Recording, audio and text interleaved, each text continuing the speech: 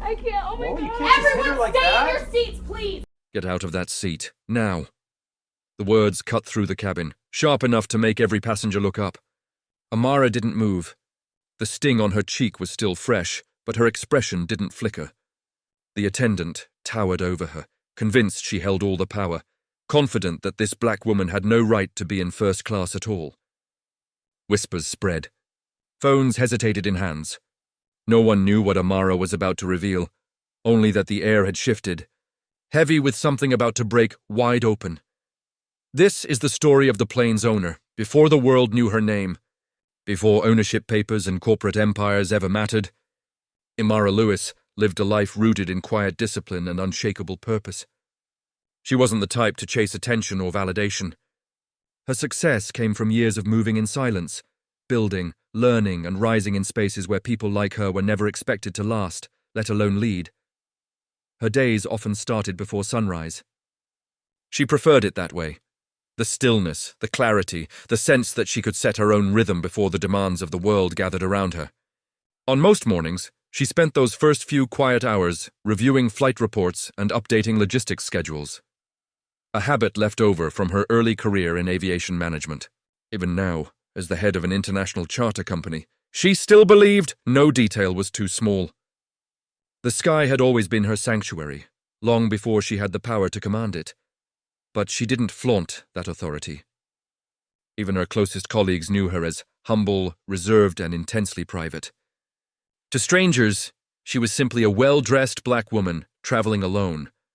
Someone who could be underestimated at first glance, dismissed by those who saw only what they wanted to see. This particular trip wasn't supposed to be memorable.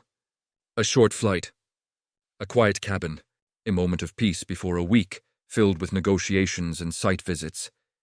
She arrived early, checked in without issue, and took her seat in first class like she had dozens of times before.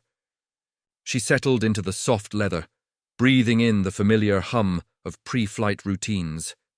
Yet beneath the calm surface of her morning, something faint and uneasy stirred, an almost imperceptible shift in the air. A lingering stare from across the counter earlier. A forced smile from a crew member who didn't realize she had noticed. Nothing overt, nothing loud, but enough to scratch at the edges of her instinct. She brushed it off at first. After all, she'd faced worse. She'd learned to navigate these subtle moments of doubt, ignoring the whispers of prejudice before they had a chance to grow into something larger. But today, that quiet tension would not stay silent for long. The plane filled slowly, passengers drifting in with the usual blend of impatience and quiet exhaustion. Amara kept to herself, scrolling through a few documents on her tablet, unaware that the calm she tried to settle into was about to fracture. It began subtly, small things that, on any other day, might have passed as simple inconvenience. A lingering glance from a flight attendant, a whispered comment exchanged near the galley, the kind of energy that made her posture tighten without understanding why. She felt it in the way a tray table was checked twice at her seat, but not at others. She felt it in how the attendant avoided making eye contact when offering pre-flight refreshments. The gestures were slight, but they accumulated like slow-growing storm clouds. Her instincts sharpened, the same instincts she had relied on for years as a black woman navigating elite spaces where her presence was often questioned. Before her competence was ever considered, then came the moment that shifted the cabin's atmosphere entirely. A woman seated a few rows behind her stepped forward, confusion on her face. The attendant greeted her warmly, guiding her to her seat with a smile that hadn't appeared once when addressing Amara. It wasn't the friendliness that bothered her. It was the contrast, the unmistakable difference in treatment that etched itself into the cabin air. The turning point arrived when the attendant returned and stopped abruptly in the aisle, eyes narrowing as if she'd finally found the irregularity she'd been searching for. Without warning, she demanded proof of Amara's ticket, something Amara had already provided at check-in.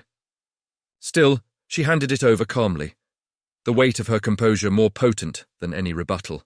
Yet the attendant barely glanced at it before insisting that a mistake had been made, that the seat didn't belong to her, that she needed to move. Now a few passengers turned to look. Some frowned, unsure. Others pretended not to see, their gazes glued to screens or magazines.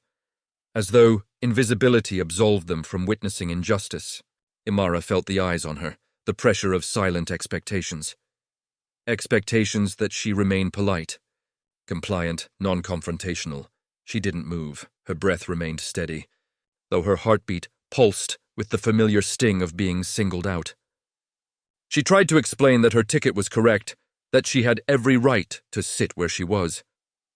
But the attendant's expression sharpened, irritation twisting into something far more hostile. A few passengers shifted uncomfortably, sensing the tension rising like heat in a closed room. Then the moment exploded. The attendant, her voice simmering with anger, raised her hand in a gesture meant to force Amara to her feet. It happened too fast for logic to intervene, just a sharp, reckless movement fueled by prejudice disguised as authority. The cabin froze, the air thinning as shock rippled through the aisle. Passengers stared, breath caught between disbelief and fear. Some looked ready to speak. Others sank lower into their seats, unwilling to challenge the unfolding injustice. The weight of the moment pressed hard, a familiar, suffocating reminder of how quickly bias could turn into violence. And still, Amara remained perfectly still. No shouting. No dramatic reaction, only a measured silence that carried more force than any outburst could.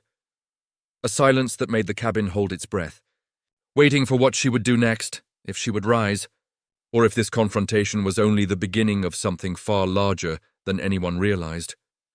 The cabin felt suspended in time, as though every breath, every shifting eye, every heartbeat was waiting for Amara's response. The sting on her cheek pulsed, not from the force of the slap, but from the deeper wound of what it represented. An assault delivered with the confidence of someone who believed there would be no consequences. The attendant stood above her, chest heaving, expecting fear, expecting surrender.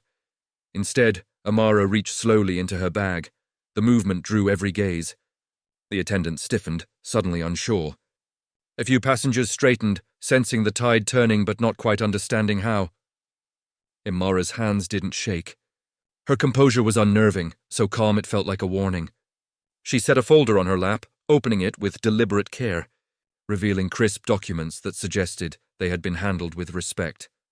She lifted one page and held it out, not to the attendant, but to the nearest passenger who took it with hesitant curiosity. Confusion rippled across his face as he scanned the header, the seal, in the signature that carried an unmistakable authority. When he passed it to the next passenger, whispers ignited.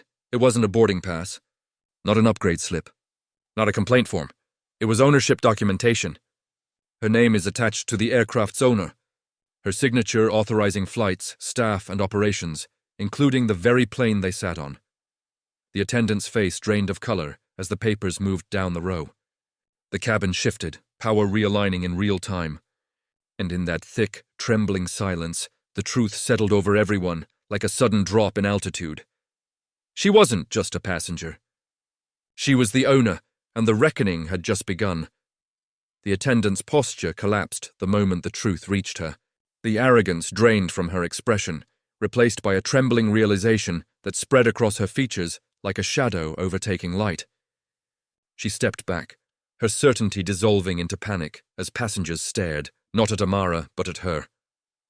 Those who moments earlier had chosen silence now watched with a mix of shame, awe, and disbelief. The balance of power had shifted so completely, so swiftly, that the entire cabin felt transformed. Amara didn't raise her voice. She didn't need to.